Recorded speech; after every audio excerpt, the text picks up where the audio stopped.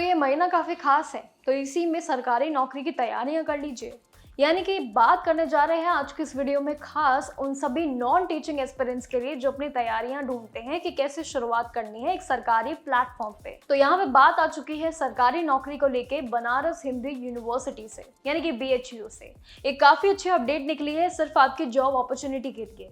यहाँ पे भारत कला भवन में करीब ग्रुप बी और ग्रुप सी दोनों ही पद के लिए अलग अलग नॉन टीचिंग पदों पे इस बार भर्ती का ऐलान कर दिया गया है, जिसमें इन सभी अगर देखिए सरकारी नौकरियों के जितने भी मौके हैं उसमें से ये भी काफी बड़ा है। इसमें 10 खाली पद है और उस 10 की लड़ाई भी जरूर होने वाली है। यहाँ पे 8 जुलाई 2026 तक की टारगेट भी दी गई है जब आपको फॉर्म फिल करने हैं इस पूरे भर्ती के लिए। लेकिन सबसे खास बात यह है कि इसमें 12वीं पास मात्र से लेके ग्रेजुएट तक, पोस्ट ग्रेजुएट तक उम्मीदवार इसमें इजीली अप्लाई कर सकते हैं। अगर यहाँ पे बात करें इस पूरी गणित की, तो चलिए उस पर बात करते हैं। क्या एलिजिबिलिटी है, क्या सैलरीज प्रोसेस होगा आपका, और बाकी जितने चरण हैं उस पर बातचीत करते हैं कि आखिर इस BHU के पूरी जॉब अपॉर्चुनिटी के कितने फायदे आपको होने वाले हैं। अगर मान लीजिए कि आपने सरकारी नौकरी का फॉर्म भरा है, इसमें अगर आप जाना चाहते हैं तो असिस्टेंट अगर देखें तो इस पोस्ट की संख्या 2 में रखी गई है। वहीं असिस्टेंट फोटोग्राफर की भी है जिसमें 1 पोस्ट की रखी है। जूनियर ड्राफ्टमैन की भी 1 है और गैलरी अटेंडेंट के लिए भी सबसे ज्यादा पोस्ट इस बार शामिल की गई है। एलिजिबिलिटी यानी कि योग्यता क्राइटेरिया की बात करूं तो असिस्टेंट के लिए यहाँ पे उम्मीदवार जो पासिंग में रहेंगे उनके लिए सबसे बड़ी चुनौती रहेगी हेरिटेज मैनेजमेंट में जुड़ी हुई, जिसमें कम से कम 55% आपके मार्क्स होने जरूरी है। इसके साथ PG डिग्री भी होना जरूरी है। अब आर्टिस्ट पोस्ट के लिए भी जरूरी है फाइन आर्ट्स और उसमें ग्रेजुएशन, जिसमें 5 साल का एक्सपीरियंस भी मांगा गया है आपकी एज क्वालिफिकेशन के रूप में।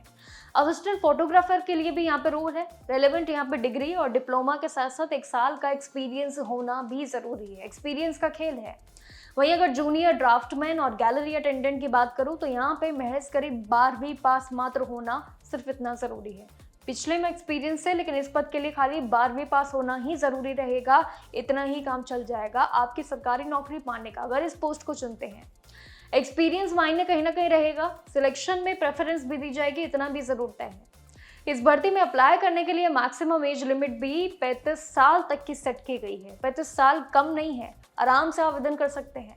रिजर्व कैटेगरी के उम्मीदवारों को सरकारी नियम अनुसार इसमें छूट मिलना उतना भी तय है। अब एप्लीकेशन फी की बात करूं तो देखिए जनरल, OBC और EWS इन तीनों ही कैटेगरी के लिए मात्र 500 रुपए एप्लीकेशन फी आपको देनी होगी। लेकिन जबकि SC ST PWD और सभी जो महिलाएं कैटेगरी से आते हैं इनके लिए एप्लीकेशन बिल्कुल फ्री है, शून्य है। सिलेक्शन प्रोसेस की चलिए यहाँ पे एक और बात कर लेते हैं, जिसमें सिक्योरिटी जांच भी होगी और जिसके बाद शॉर्टलिस्टेड उम्मीदवारों को इसमें लिखित परीक्षा और स्किल टेस्ट के लिए भी बुलाया जाएगा। अब दोनों ही राउंड्स आपके मेन रहेंगे, जिसके बाद आपका डॉक्यूमेंट वेरिफिकेशन होगा और उसके बाद फाइनल आपकी मेरिट लिस्ट भी तैयार की जाएगी। अब चुनिंदा जो उम्मीदवार रहेंगे वो BHU के रिक्रूटमेंट एंड असेसमेंट सेल पे जा सकते हैं। RAC पोर्टल पे बस आपको जाना है, ऑनलाइन रजिस्ट्रेशन आपको करना है और साथ ही 8 जुलाई जो डेडलाइन है इसको जरूर याद रखना, या तो उसको कैलेंडर में मार्क कर लीजिए, क्योंकि इसके बाद आप इस BHU के जॉब अपॉर्चुनिटी का ऑफर नहीं एक्सेप्ट कर पाएंगे। कहीं ना कहीं क्वालिफिकेशन है जो आप सभी के लिए थोड़ी सी कॉम्प्लिकेटेड एक हो सकती है। यहाँ पे योग्यता ही सबसे अहम है।